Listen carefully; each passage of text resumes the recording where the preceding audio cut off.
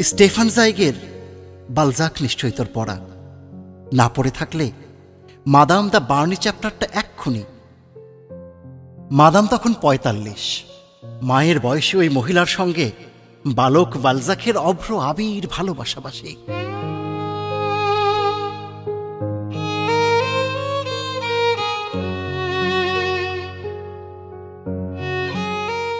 তরুণীদের সম্পর্কে চিরকালই তিনি নিষ্পৃহ, তা সে যতই হোক না কেন আগুনে গোলাপ।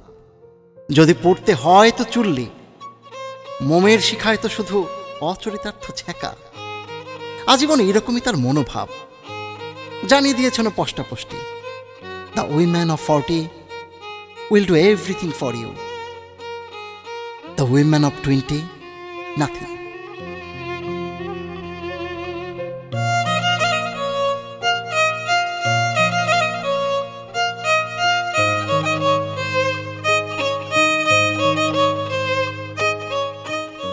পড়িস, পড়তে পড়তে মনে হবে আরে এক আরব্য রজনীর উপর উপর।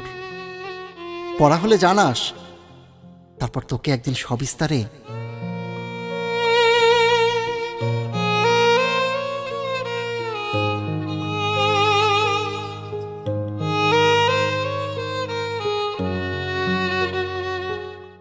আমার জীবনেও এক সোনালী আগুনের কথা।